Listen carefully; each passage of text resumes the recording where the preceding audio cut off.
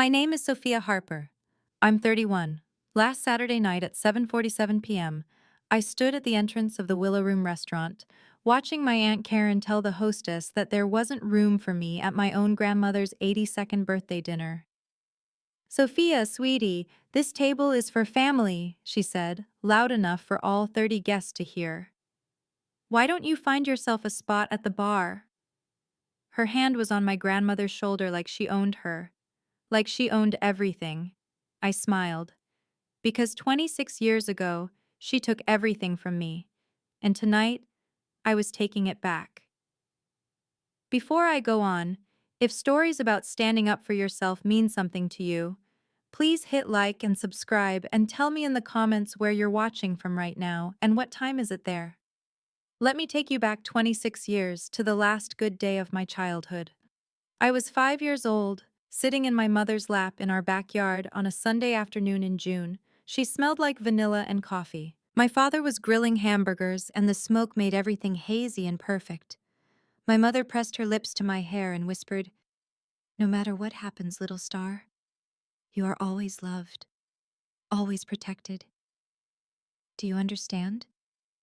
I nodded, not understanding at all. 3 hours later, a drunk driver ran a red light on Highway 9. My parents died instantly. I became an orphan at 5:32 p.m. on June 14th, 1999. My Uncle Michael and Aunt Karen took me in. I remember the funeral. I wore a black dress that was too big. Karen kept adjusting it, pulling at the collar. "We'll take care of you," she said. "Family takes care of family." I believed her. I was 5. I had no one else. For the first few years, it was okay. Not good, but okay. Then I turned 10, and things changed. Karen started making comments, little cuts that bled slow. "Your mother would be so disappointed," she'd say when I spilled milk. "Your father worked so hard, and this is how you repay him?" I didn't understand. Repay him for what? For dying? When I turned 16, I got my first job at Miller's Grocery, stocking shelves for $7.85 an hour. I worked Tuesday and Thursday nights, 6 p.m. to 11 p.m., and all day Saturday. Karen told everyone I was difficult and needed to learn responsibility. What she didn't tell them was that she made me buy my own school supplies, my own clothes, my own everything. My cousin Ethan, who was 2 years older, got a new car for his 16th birthday. I got a lecture about gratitude. One night when I was 17, I asked about college. We were eating dinner, meatloaf and mashed potatoes. Karen set down her fork slowly. "College?" she repeated. The word sounded obscene in her mouth. "Sophia, sweetie, let's be realistic. Your parents didn't leave you anything. We've fed you, clothed you, given you a roof. That's more than most orphans get." She picked up her fork again. "Besides, Ethan's tuition at Georgetown is $54,000 a year. We simply can't afford two." My uncle said nothing. He never did. I applied to the community college nursing program on my own. Federal loans. I worked full-time at Miller's and went to school full-time. I studied in the stockroom during breaks, sitting on boxes of cereal at 2 a.m. I graduated at 24. I got my RN license. I got a job at Willow Creek Community Hospital making $28.50 an hour. I worked 12-hour shifts 3 days a week, sometimes 4. I saved every penny I could. Karen's response to my success? Well, nursing is nice for girls who can't get into real medical school. But the worst moment came 2 years ago. I was 29. I'd just finished a double shift, 7 a.m. to 11 p.m., 16 hours straight. A 5-year-old had coded in the ER. We got him back, but barely. I was shaking as I drove to my apartment. My phone rang at 11:43 p.m. It was Karen. "Sophia, I need you to understand something." Her voice was cold, controlled. "Your grandmother has been asking questions about your parents, about money. I want you to know that if you say anything to upset her, if you plant any seeds of doubt, you will regret it. Do you understand me? What are you talking about? I asked. My hands were shaking. What money? Don't play stupid, Sophia. It doesn't suit you. She hung up. I sat in my car in the hospital parking lot for 40 minutes. What money? My parents didn't leave me anything. Karen had said so 100 times, 1,000 times. I was the charity case, the burden, the orphan they generously took in. But something in her voice that night, something sharp and desperate.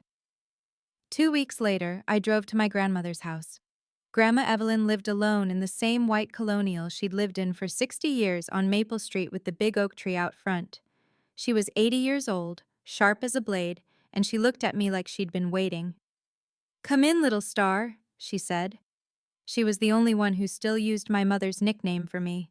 "We need to talk." She made tea. Earl Grey, 2 sugars, the way my mother used to make it.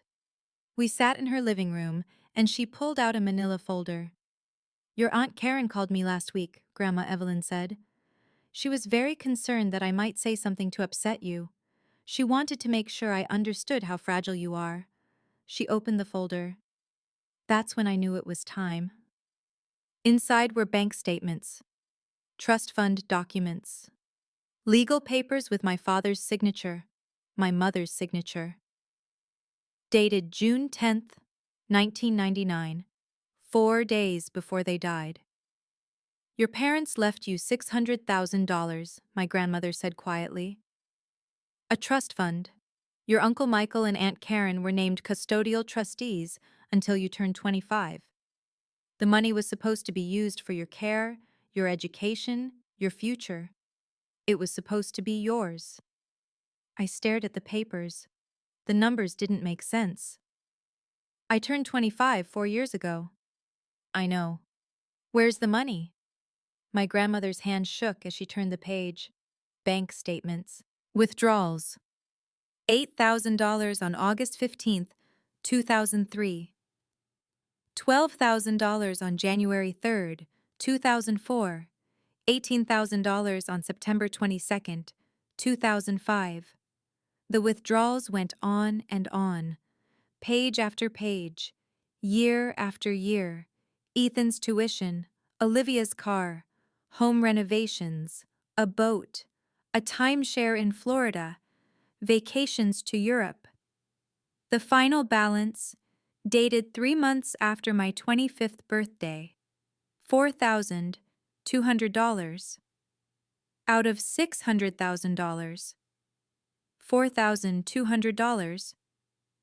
I read it 3 times. The numbers didn't change. "They stole it," I whispered. "They stole everything." "Yes." "Why didn't you tell me?" "Because I didn't know." My grandmother's voice cracked. "Your Uncle Michael handled everything. I trusted him. I'm so sorry, Sophia. I'm so sorry." I should have cried. I should have screamed. Instead, I felt nothing. Just cold. Just hollow. "What do I do?" I asked. My grandmother closed the folder. "You fight, and I help you. I've already spoken to a lawyer. His name is David Pritchard. He specializes in trust fund fraud." She handed me a business card. "He says you have a case, a strong case." I looked at the card. David Pritchard, attorney at law, Northwest 23rd Avenue. "They'll deny it." "Of course they will. That's why we gather evidence first. That's why we wait for the right moment." My grandmother's eyes were hard. "Your mother was my daughter. They stole from her child. From my grandchild. We will not let them get away with this." Over the next 18 months, my grandmother and I worked in secret. David Pritchard requested documents, filed motions, built the case. We found more evidence than we needed. Michael had been sloppy. Karen had been confident. They never thought anyone would check. During this time, Karen continued to play her role. The martyr. The saint who took in the orphan. At a family barbecue 6 months ago, she told a story about how I'd stolen $40 from her purse when I was 12. I hadn't. I'd never stolen anything in my life. But everyone nodded sympathetically. Poor Karen. Such a burden she'd carried. I said nothing. I smiled. I waited. 3 months ago, the worst public humiliation happened. I was at the hospital, end of a shift, checking out at the nurse's station. It was 7:18 p.m. on a Tuesday. Karen walked into the ER waiting room. She saw me through the glass partition. She marched up to the desk. "Sophia Harper!" she called out. Loud, sharp. 6 nurses turned, 2 doctors, a security guard. "I need to speak with you, now." "I'm working," I said calmly. "This can't wait." She turned to the head nurse, Margaret, who'd been my mentor for 5 years. "Did you know that Sophia's family has been supporting her since she was 5 years old? And now she's trying to sue us. Sue us! After everything we've done for her." My face burned. Margaret's expression went carefully neutral. The other nurses stared. "That's not—" I started. "We took you in when no one else would," Karen continued. Her voice broke perfectly, right on cue. "We fed you, clothed you, paid for everything. And this is how you repay us?" She pressed a hand to her chest. Her eyes filled with tears. "I try so hard, Sophia. I've always tried so hard." I felt everyone watching, judging, deciding. "I understand you're upset," I said quietly. My voice didn't shake. Something inside me had gone hard and cold. "But this isn't the place." Karen's tears dried instantly. "You're right. This isn't the place. The courtroom is the place. See you there." She turned and walked out. The silence after she left was deafening. Margaret touched my shoulder. "Is everything okay?"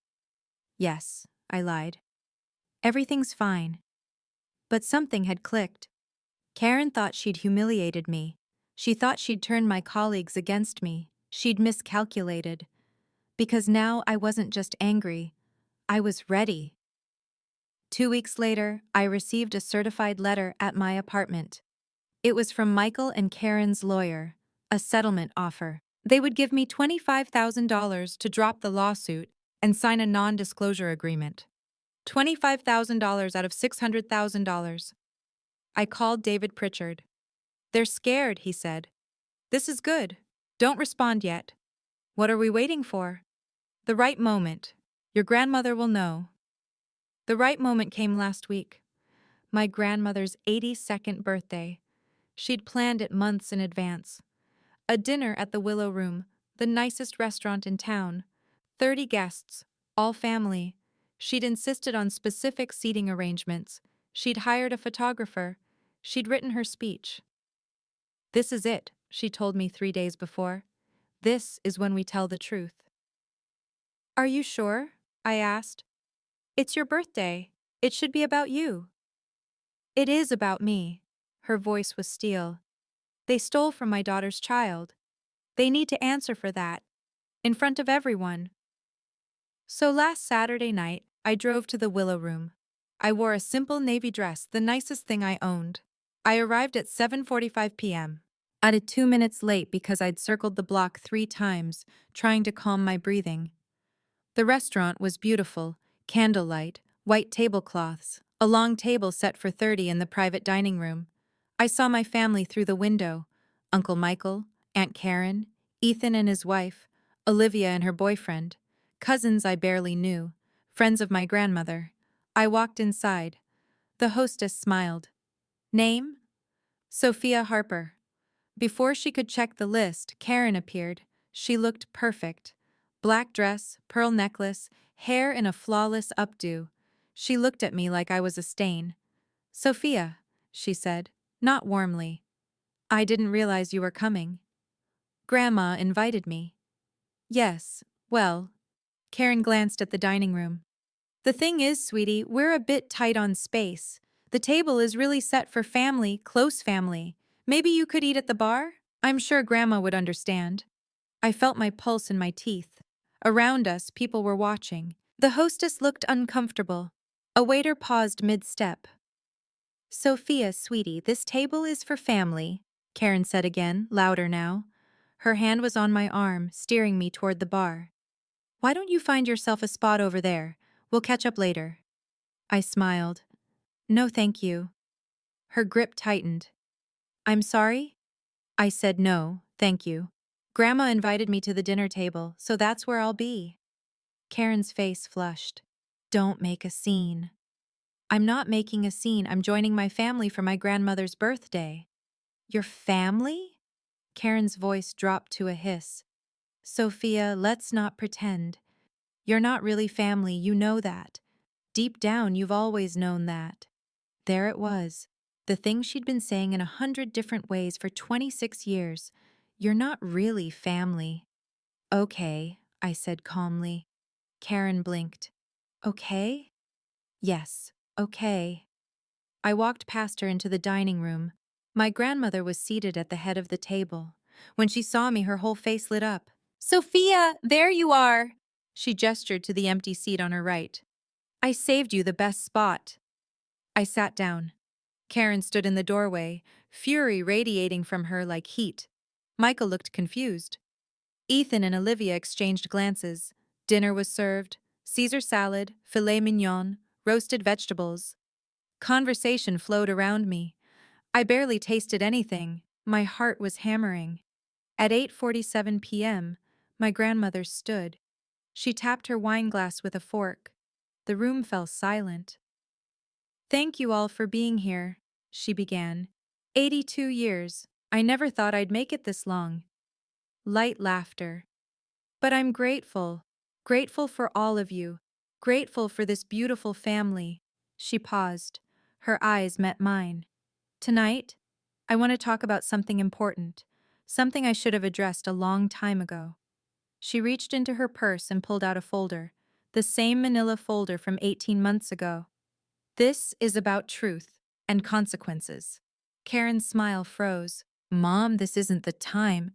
"It's exactly the time." My grandmother opened the folder.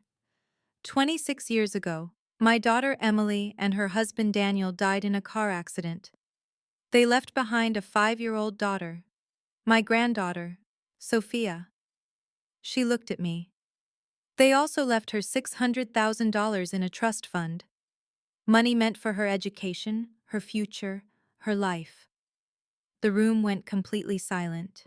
You could hear ice shifting in water glasses. Michael and Karen were named custodial trustees. They were supposed to manage the money until Sophia turned 25. They were supposed to take care of her. My grandmother's voice was steady, hard. Instead, they stole it. All of it. $595,800 over 18 years. For their own children's tuition, for cars and vacations and home renovations. For themselves. Karen shot to her feet. "That is not true. Mom, I don't know who's been feeding you these lies, but—" "These aren't lies." My grandmother held up a bank statement. "These are documents. Signed by you. Transactions authorized by you. Withdrawals made by you." She turned to the room.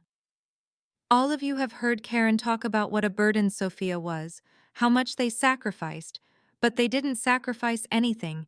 They lived off a dead woman's legacy. They stole from an orphaned child." Uncle Michael's face had gone gray. "Evelyn, please, we can discuss this privately."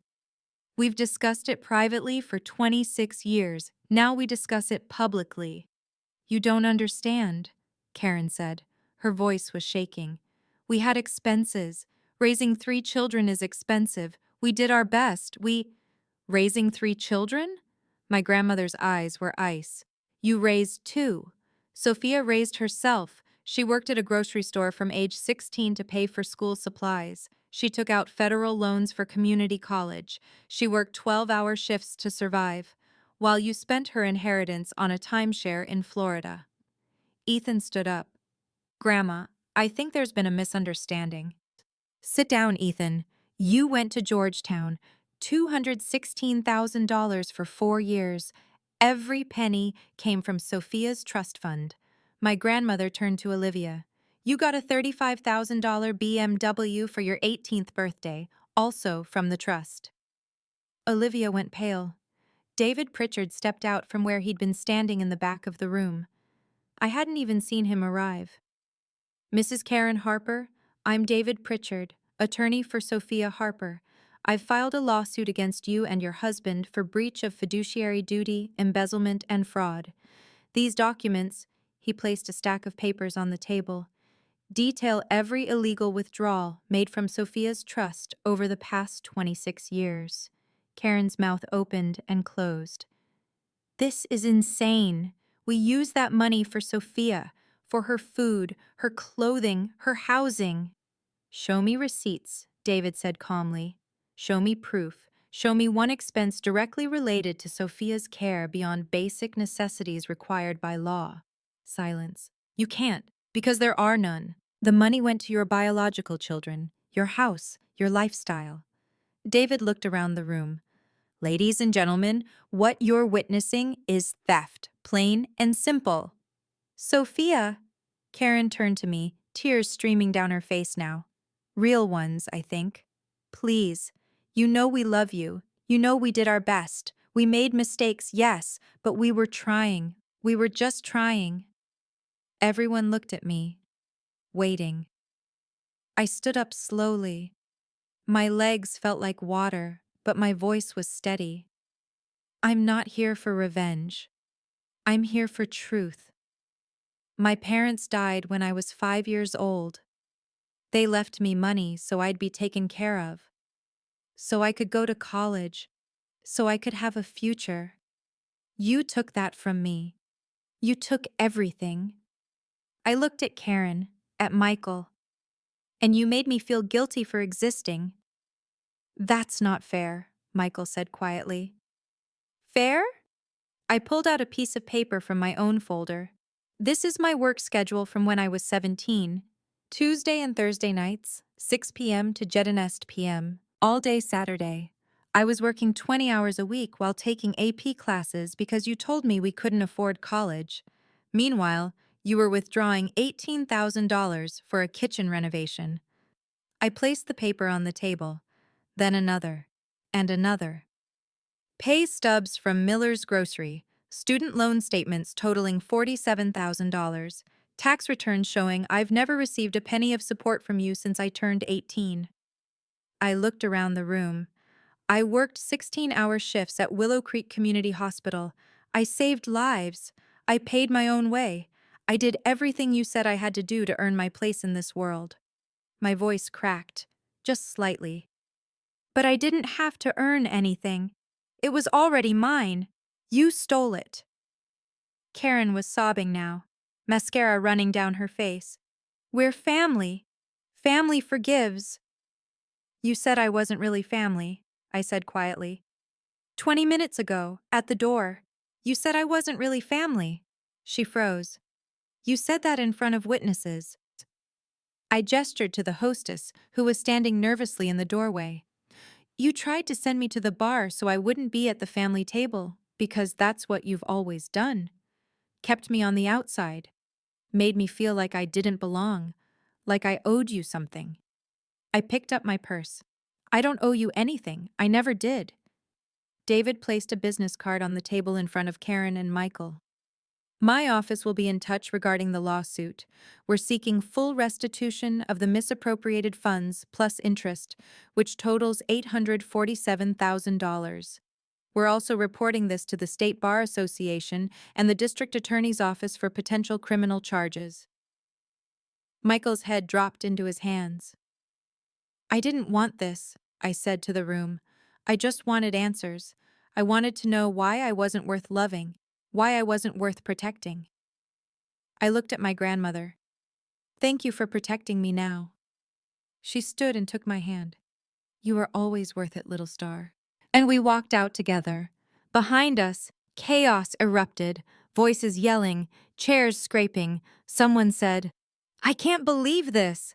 Someone else said, all this time. In the parking lot, I finally broke down. My grandmother held me while I cried. It's over, she whispered. It's finally over. But it wasn't. Not quite. 3 weeks later, David called me. They want to settle. For how much? Full restitution, $847,000, plus a written admission of wrongdoing, and they drop all contact with you permanently. I was silent for a long moment. What about criminal charges? The DA is reviewing the case. That's separate from the civil suit, but between you and me, they're looking at 5 to 10 years. I should have felt vindicated, triumphant. Instead, I just felt tired. One more thing, David said. Your grandmother wants to add you to her will. Her estate is worth about $1.2 million. She wants you to have it all. I can't take that from the rest of the family. She doesn't consider them family anymore. Her words. I drove to my grandmother's house that night. She was sitting on the porch, watching the sunset. You don't have to give me anything, I said. I know, but I want to. Your mother would have wanted to. She patted the seat next to her. Besides, I have a selfish reason. I want to see you happy before I go. I want to see you build the life they stole from you. I don't know if I can forgive them. You don't have to. Forgiveness is optional. Freedom isn't. 6 months later, the settlement was finalized. $847,000 deposited into my account. Karen and Michael sold their house to pay it. Ethan and Olivia both called me, crying, apologizing. I didn't answer. Maybe someday I will, maybe not. I paid off my student loans, all $47,000. I bought a small house with a blue door and a garden in the back. I adopted a cat. I named her Star. I still work at Willow Creek Community Hospital. I still work 12-hour shifts. But now I'm working because I choose to, not because I have to. I'm starting a scholarship fund for orphan children pursuing nursing degrees. I'm calling it the Emily and Daniel Harper Memorial Scholarship. The first award will be $10,000. It's not much, but it's a start. My grandmother died 2 months ago, peacefully, in her sleep. She was 82 years old. At the funeral, Karen tried to approach me. I walked away. Michael stood at a distance, crying. I felt nothing. Not anger, not pity, just the quiet certainty that I'd done what my mother would have wanted me to do. I stood the truth.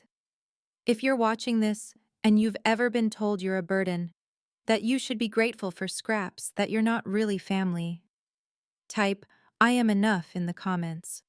Because you are. You always were. Or if you're still fighting for what's yours, type, I'm still fighting. Both are brave. Both are valid. If this story meant something to you, check the description for more stories just like this one. Thank you for being here. I visited my parents' graves last week. I brought flowers. I told them about the house, about Star, about the scholarship. I told them I finally understood what my mother meant that day in the backyard. You are always loved, always protected. I am, I was, I always will be. I always